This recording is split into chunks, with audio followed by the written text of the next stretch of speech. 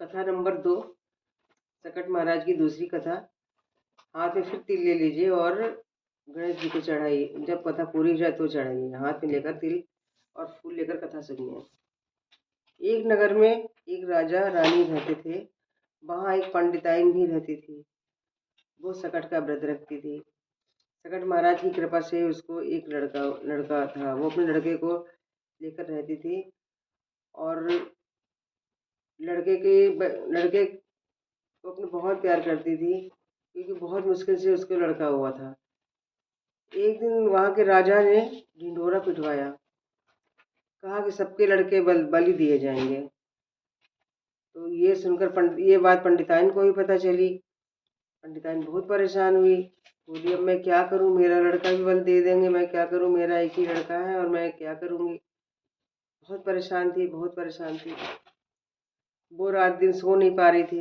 इसी इसी चिंता में बैठी रहती थी, पड़ी रहती, ना खाना खाए ना कुछ करे, बस सबसे यही फिक्र सता रही थी।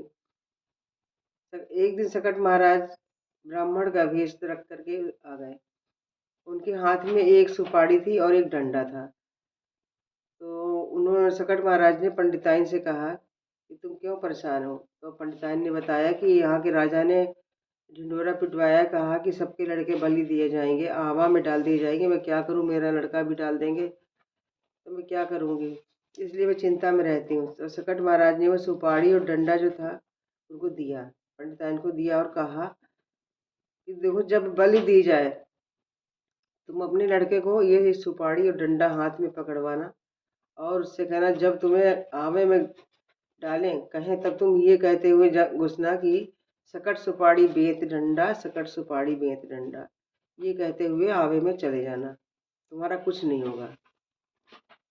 तब उसने कहा ठीक है, यही करूँगी। तो राजा ने जब ये बलि देने के लिए लड़कों को बुलाया, सारे लड़के बलि के लिए अंदर गए, सब जल गए, मर गए। फिर इसके लड़के का नंबर आया। तब इसने अपने लड़के से कहा कि तुम बेटा ये सुपारी और डंडा पकड़ लो और अंदर जाना, तो तुम ये सकट सुपारी बेंत डंडा, सकट सुपारी बेंत डंडा कहते हुए आवे के अंदर चले जाना, तुम्हारा कुछ नहीं होगा। सकट महाराज तुम्हारा एक बाल बांका नहीं होने देंगे और तुम बिल्कुल सुरक्षित निकल जाओगे। तो उसने कहा ठीक है माँ। उसने सुपारी और डंडा हाथ में ले लिया। जब उसका नंबर आया तो आवा जल रहा था, आग जल रही थी बहुत उसमें तेज। तो वो जैसे उसमें घुसा सकट सुपारी डंडा लेकर के, तो वो यही बोलता हुआ अंदर घुस गया और चलता गया, सकट सुपारी बेंत डंडा, सकट सुपारी बेंत डंडा, ऐसे कह करके अंदर चला गया और आवे को पार कर गया, पार कर गया। सकट महाराज की कृपा से उसके लड़के को एक एक खुरस तक नहीं आई, एक आज भी नहीं आई, बिल्कुल सुरक्षित निकल गया। सकट महाराज ने उस लड़के की बहुत रक्षा करी।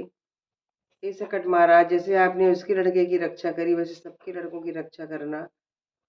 बोलो सकट महाराज की जय, सकट महाराज की जय।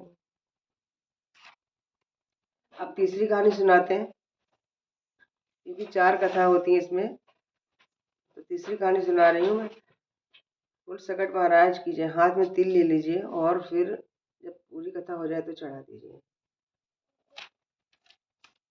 एक राजा रानी थे, उनके लड़के नहीं थे।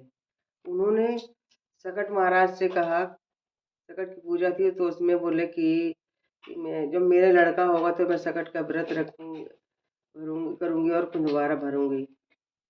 सकट महाराज की कृपा से दूसरे साल आया, जब उनके सकट महाराज ने उनको लड़का दिया, उनके घर में लड़का हुआ। तो जब दोबारा सकट का दिन आया तो रानी ने राजा से कहा कि हमें कुंदवारा भरना है, हमें पूजा करनी, कुंदवारा भरना है। तो राजा बोले चलो अब इस बार मत करो, मुंडन में कर लेना, जब मुंडन होगा तो अब तुम्हारा कुंदवारा भरवा देंगे सकट महाराज का, तब तुम कर लेना। रानी ने कहा, सीधी सादी रानी थी, रानी ने कहा चलो ठीक है, कोई बात नहीं, मुंडन में भर लेंगे। ठीक है, ऐसे होते होते मुंडन का दिन आया। तो मुंडन हुआ, तब रानी ने कहा कि मुझे कुंदवारा भरना सकट जी महाराज का। तो राजा फिर वही बोला कि शादी में भरना, जब शादी होगी तब भर लेना, कोई जल्दी नहीं, तब भर लेना। तो रानी ने कहा चलो ठीक है, तब भर लेंगे। धीरे धीरे करके समय बीतता गया और शादी का नंबर भी आ गया। अभी कुंदवारा का नंबर आया तो रानी ने फिर कहा कि हमें कुंवारा भरना है, जरूर अब तो भरना ही भरना है। तो राजा बोला अरे बारात हो जाने तो फिर भर लेना। रा, रानी सीधी थी, उसके कोई वो ज्यादा उसकी चलती नहीं थी ज्यादा, तो राजा उसकी बात नहीं मानता था। क्या हुआ, बारात तो घर से चल दी। रास्ते में लड़के को बहुत प्यास लगी, तो उसने कहा लोगों से अरे हमें तो बहुत प्यास लग रही है, मुझे पानी पीना है। तो सब लोगों ने कहा ठीक है चलो पानी पी लो, कुएं के पास चलो पानी पी लो। तो कुएं के पास गया पानी पीने के लिए। वहां तब तक क्या हुआ, सब इधर उधर हुए और परी आई। परी आई, कोई परी उसको हरण करके ले गई, लड़के को हरण करके कुएं में जाके बैठा दिया जा करके। अब यहाँ पे सब लोग ढूंढ रहे, अरे लड़का कहाँ गया, लड़का कहाँ गया, दूल्हा कहाँ गया, दूल्हा कहाँ गया। तो सब ढूंढने लगे और लड़का कहीं मिल ही नहीं रहा था। तब जब परेशान हो गए, लड़का नहीं मिला, बारात वापस अपने घर लौट गई। बारात फिर शादी उसकी नहीं हो पाई और वो वापस लौट गई बारात। वो लड़का कुएं में ही रह गया। इधर क्या, लड़की के घर में सारी तैयारियां हो चुकी थी, सब कुछ तैयार था, मगर जिस लड़की से होनी थी वही लड़की उस कुएं पे में पानी भरने के लिए आती थी, रोज आती थी। तो एक दिन उस लड़के ने उस लड़की की बाल्टी को पकड़ लिया और कहने लगा कि मेरी अध ब्याही, मेरी अध ब्याही। लड़की चौंक गई, पता नहीं कौन है, कौन कहता है मेरी अध ब्याही, मेरी अध ब्याही। ऐसे वो रोज पानी भरने आती थी, रोज ऐसे ही वो कहता था। तो एक दिन क्या हुआ, उसने लड़की ने अपनी भाभी से कहा कि भाभी हम पानी भरने जाते हैं तो वहाँ पे एक कोई उस कुएं के अंदर है कोई लड़का, वो दूल्हा बना बैठा है और मतलब मोर और खूब लगाए हुए खूब सजा वजा बैठा है। वो हमारी बाल्टी पकड़ लेता है, वो कहता है मेरी अध ब्याही, मेरी अध ब्याही। तो और मेरी बाल्टी छोड़ता नहीं, बड़ी मुश्किल से मैं छुड़ा के आती हूँ। तो उसकी भाभी ने कहा अच्छा।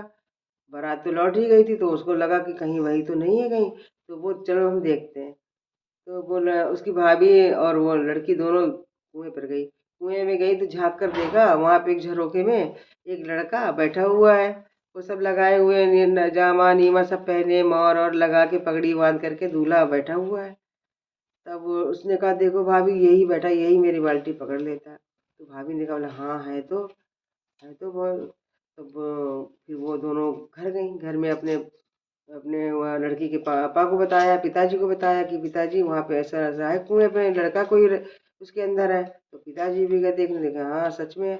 फिर सब लोग गए उस लड़के को फिर उसमें से निकलवाया निकलवाया और उधर लड़के के घर खबर की कि कोई लड़का यहाँ कुआं में है देखो। तो उन्होंने कहा तो हमारा ही लड़का है। फिर उन्हें याद आई कि अरे सकट महाराज का कुंदवारा नहीं भरा। सकट का दिन आया, फिर सकट वाले दिन ही राजा ने कुंदवारा भरा, सकट की पूजा करवाई और कुंदवारा भरा को सकट महाराज की अच्छे से सब कुछ किया, पूजा पाठ किया अच्छे से। तब सकट महाराज खुश हुए, उनके लड़का बाहर निकाला गया। फिर लड़के की बारात ले जाई गई, फिर शादी हुई। फिर लड़का बहू लेकर के अपने घर आया बहू लेकर के, फिर अच्छे से रहने लगा। कुछ दिन बाद लड़के के भी लड़का हुआ, बहू ने भी सकट महाराज का व्रत किया, कुंदवारा भरा। ऐसे भगवान सबको लड़का दे और सबके लड़कों की रक्षा करें, सबकी मनोकामना पूर्ण करें। इस तरीके से तीसरी कथा पूर्ण हुई। बोलो सकट महाराज की जय। जो तिल लिए वो चढ़ा दीजिए, सकट महाराज की जय बोलिए। बोलो सकट महाराज की जय। अब चौथी कथा है, चौथी कथा में क्या करना, फिर आप तिल ले लीजिए हाथ में और जो आपने दिया जलाया है दिया को लेकर के, तो उसमें लठ धोने की मतलब अर्घ देने की कथा होती है। चौथी कथा में ये कथा होती है। तो आप ले लीजिए लोटा, जो जल है वो ले लीजिए और दिया लेकर के अर्घ दीजिए। अर्घ वाली भी कथा ही मानी जाती है, वो चौथी कथा में आती है। तो उसमें क्या है, आपको अर्घ देना है और दिए को हाथ में लेकर के और ये कहना है, क्या कहना है, तिल तिल बढ़े सकट का दिन, तिल तिल घटे सकट की रात। इस तरीके से बोलना है, तिल तिल बढ़े सकट का दिन, तिल तिल घटे सकट की रात।